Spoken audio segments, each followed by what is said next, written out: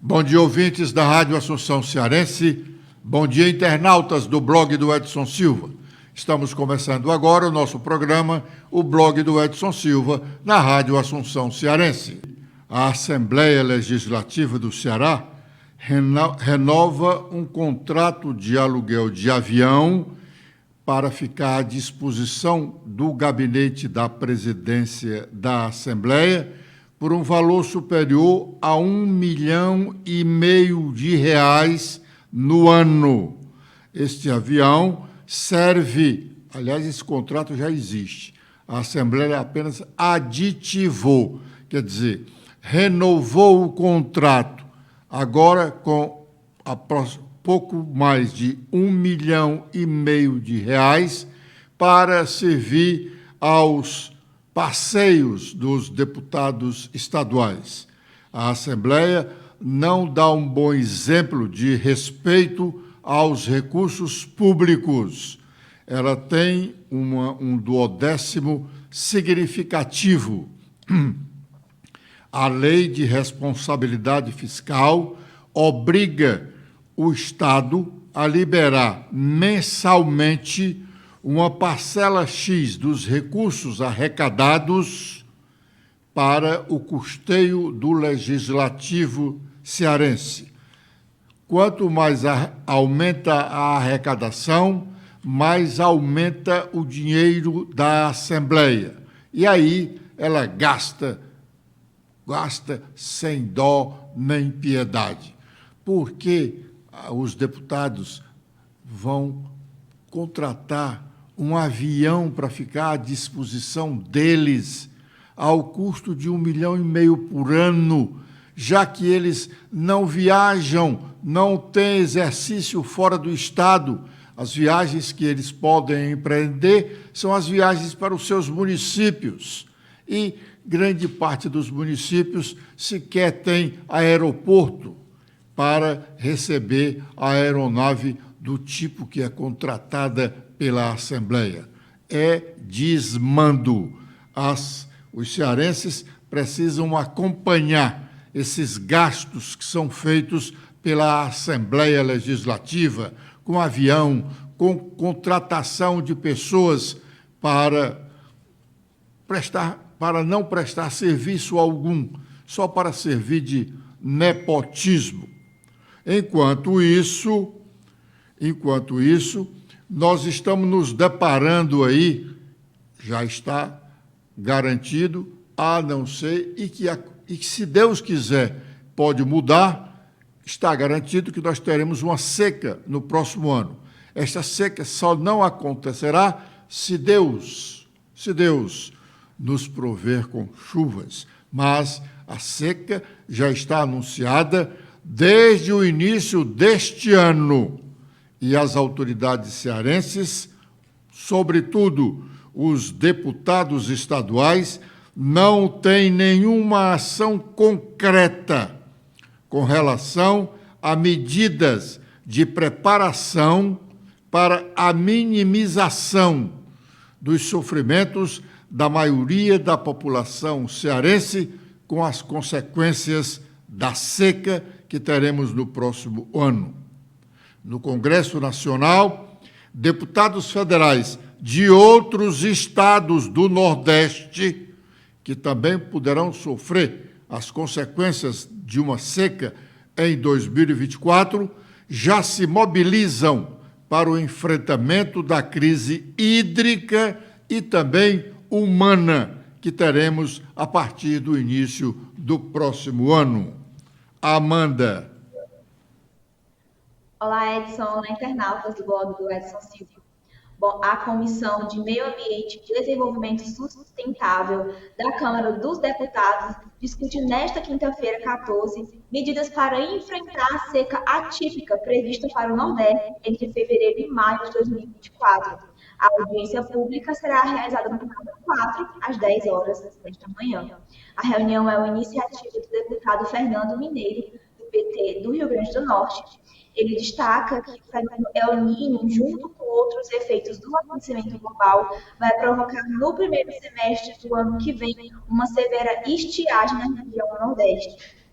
Ele diz que o alerta da seca anormal por estar prevista para acontecer durante o período de chuvas foi dado em novembro pelo climatologista Carlos Nobre e ganhou destaque em vários veículos de comunicação de forma complementar. Fernando Mineiro acrescenta que a comunidade científica cobrou dos governos federais e estaduais políticas emergenciais para atender a população do semiárido nordestino e diminuir os prejuízos econômicos, principalmente na agropecuária.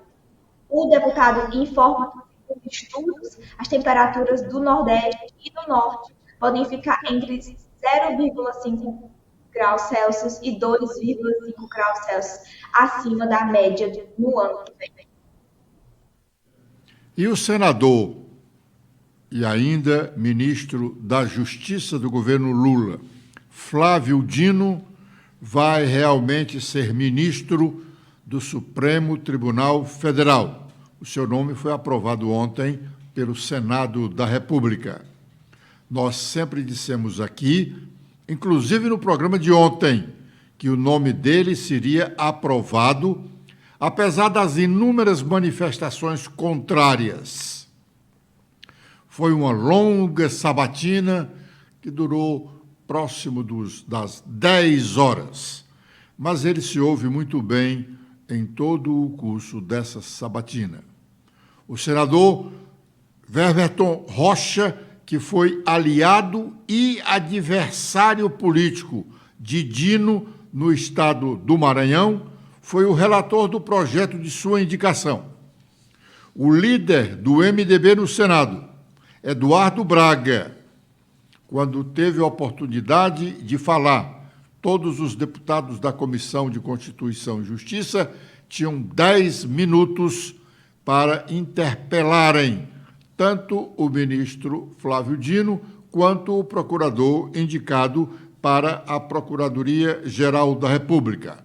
Pois bem, Eduardo Braga, quando foi falar, fez questão de citar que estava sendo portador de uma mensagem do ex-presidente José Sarney, a principal liderança do Maranhão, derrotada por Flávio Dino.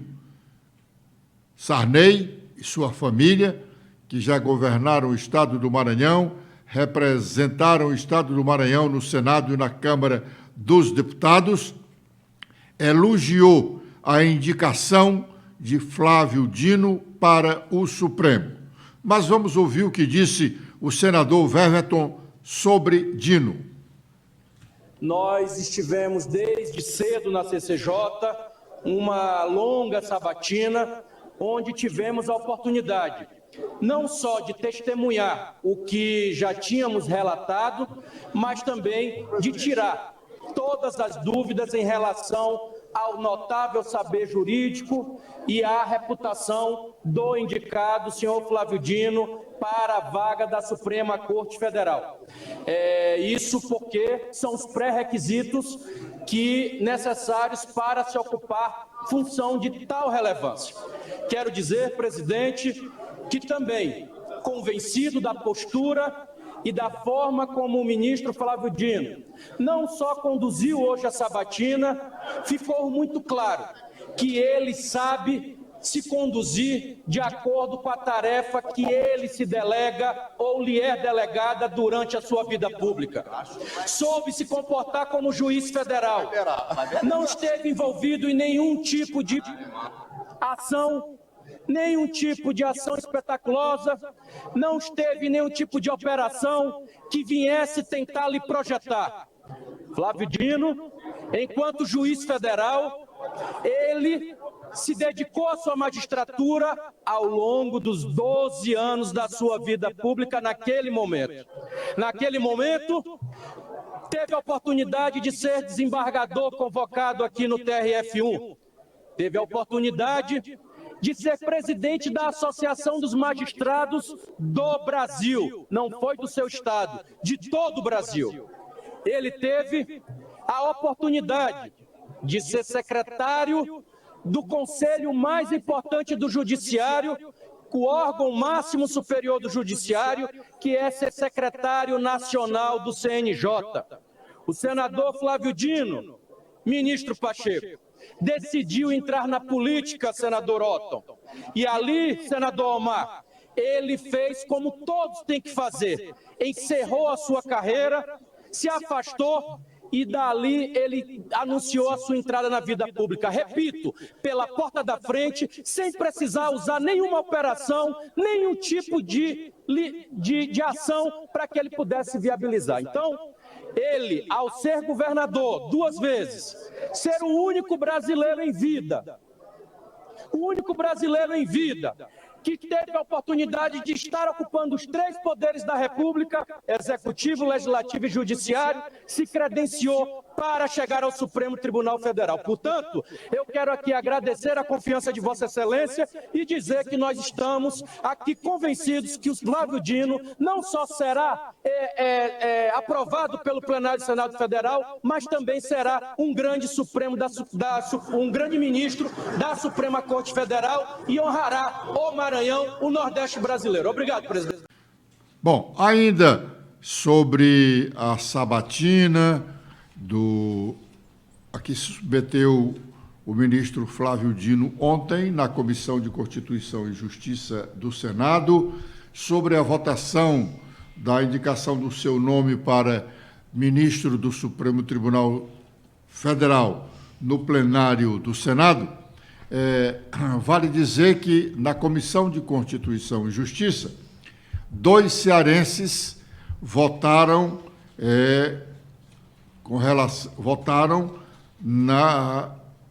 na indicação de Flávio Dino, um a favor e outro contra. Os 2 senadores são o Camilo Santana, que votou a favor, e Eduardo Girão, que votou contra. A votação foi secreta, mas nós estamos dizendo que ele votou contra porque ele havia antecipado o seu voto. Ele havia antecipado que votaria contra a indicação de Flávio Dino. E então, confiando no que ele disse, nós afirmamos que ele votou contra. Camilo Santana foi exonerado do Ministério da Educação, especialmente só e tão somente para ir votar em Flávio Dino, tanto na Comissão de Constituição e Justiça, quanto no plenário do Senado.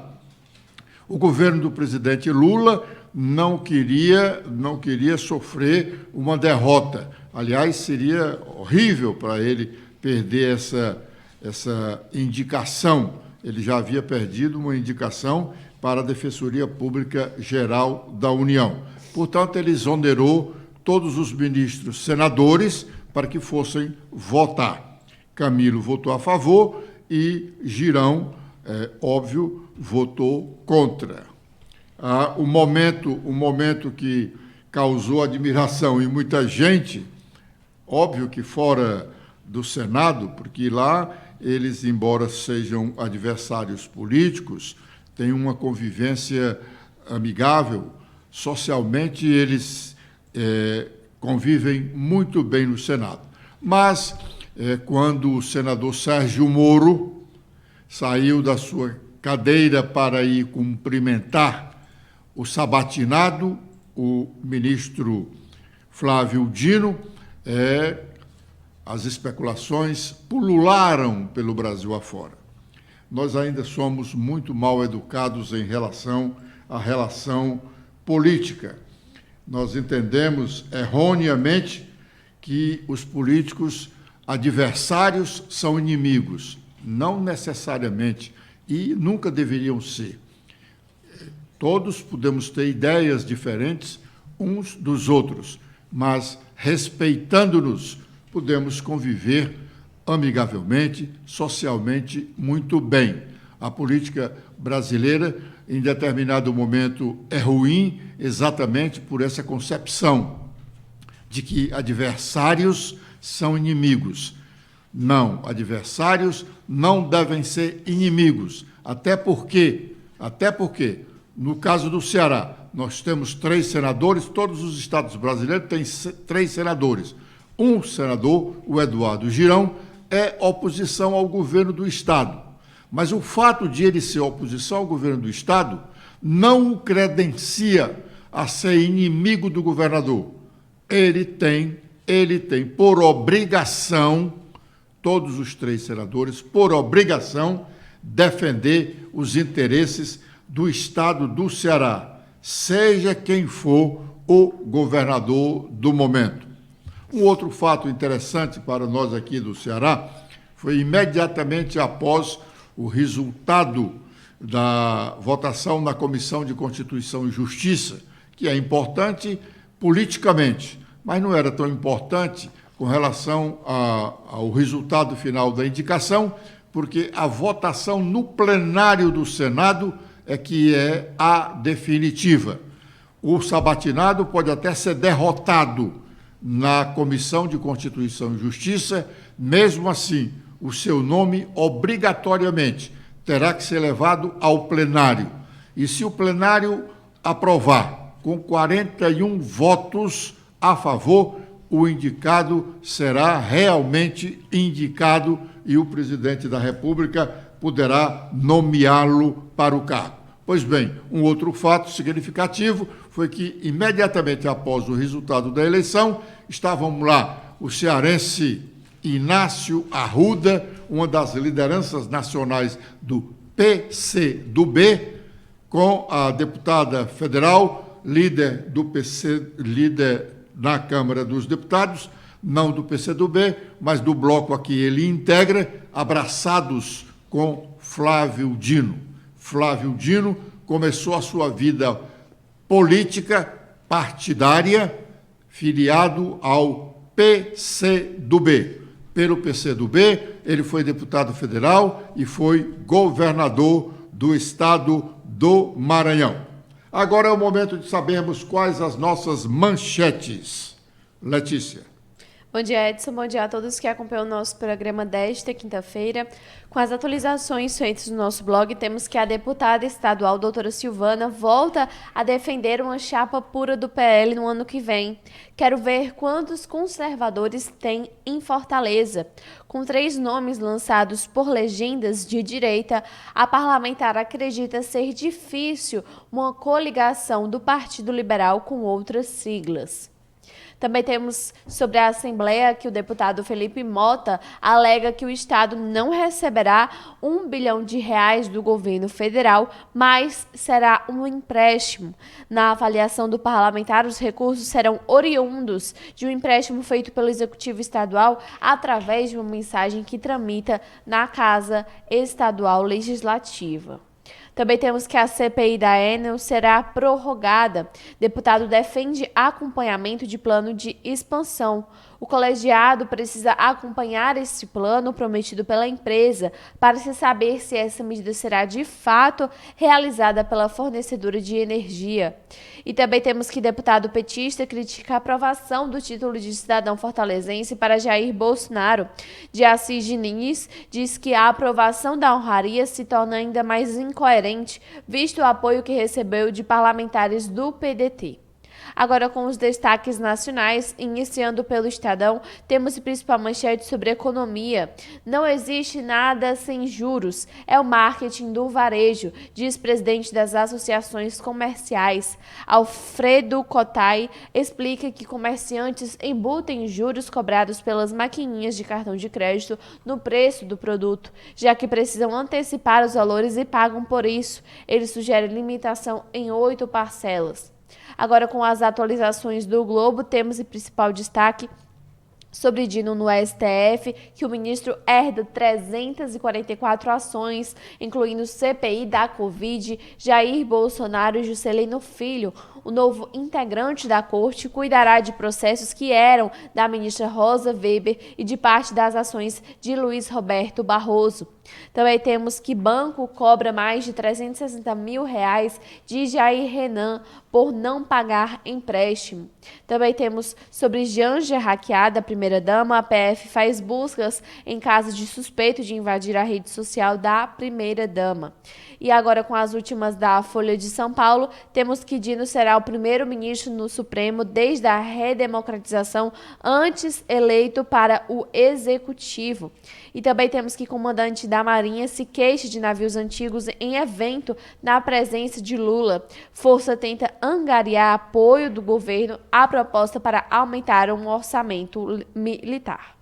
Bom, Flávio Dino ainda terá que ser realmente nomeado pelo presidente Lula. A nomeação só se dá depois da aprovação do nome no Senado da República. Essa aprovação aconteceu ontem, já quase no final da noite, e o presidente do Senado anunciou que seria feito imediatamente a comunicação da aprovação ao presidente Lula para que ele possa efetivar a nomeação e o ministro ser empossado, que provavelmente só acontecerá em fevereiro, pois o Supremo Tribunal Federal, a Justiça brasileira, como nós dissemos ontem, entra de recesso a partir do dia 20 deste mês e só volta a funcionar no dia 1º de fevereiro. Então, Flávio Dino só será empossado em fevereiro. Bom, ontem nós fizemos um comentário aqui sobre uma atuação do Ministério Público autorizado pelo Judiciário de busca e apreensão em várias prefeituras do Ceará, 20 prefeituras, por conta de licitações irregulares para contratações de cooperativas. E nós dizemos que essas cooperativas eram uma das principais saídas de desvios de recursos públicos, porque elas não são fiscalizadas como deveriam e servem de nepotismo, porque os empregados dessas cooperativas são indicados pelos políticos e eles indicam seus afilhados e parentes. E aí nós nos deparamos ainda ontem, no início da noite, com 3 extratos de dispensa de licitação. Atenção!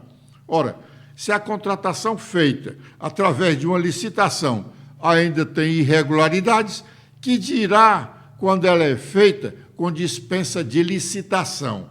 E nós dizemos que a situação das cooperativas, do desvio de dinheiro através dessas cooperativas, não era apenas nos municípios. E aqui está a confirmação, no Estado também. Nós temos aqui 3 extratos de dispensa de licitação que estão na página 31 do Diário Oficial de ontem, 13 de dezembro, na página 31. O primeiro extrato de dispensa de licitação é a CAGES, dispensando a licitação para contratar por 180 dias, a empresa Lotil Construções e Incorporações Limitada.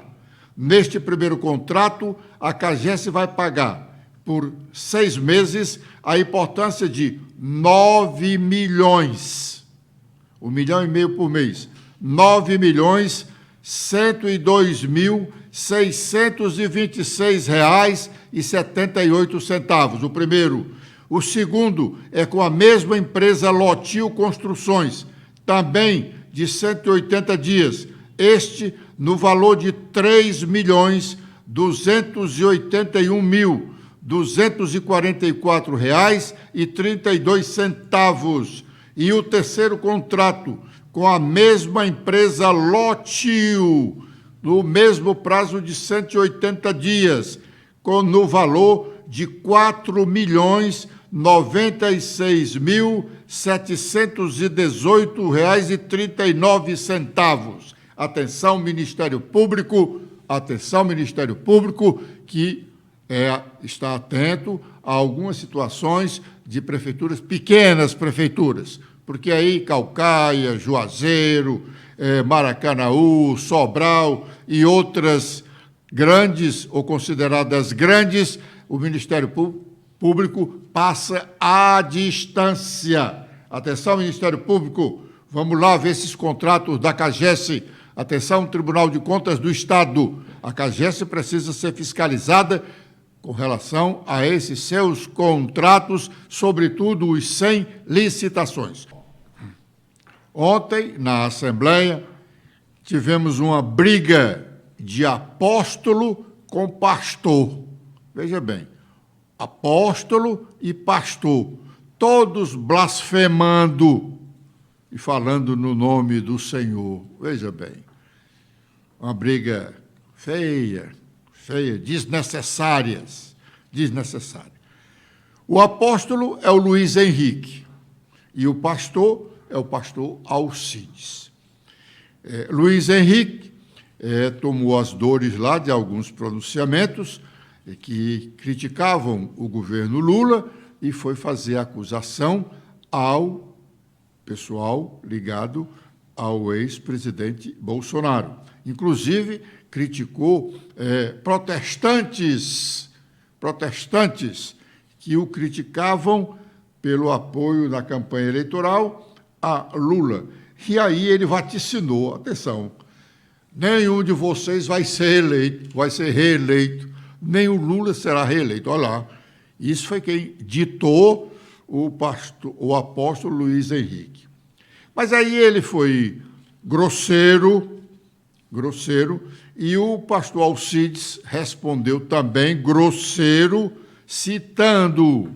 Ele voltou na tréplica mais valente ainda, e que motivou a reação dos deputados estaduais Felipe Mota e Sargento Reginauro em apoio ao pastor Luiz Henrique. E o tempo fechou. Aliás, o sargento Reginauro foi duro ao dizer que o apóstolo Luiz Henrique não tem moral para sequer utilizar a tribuna da Assembleia, porque ele quase nunca anda na Assembleia, o que é verdade.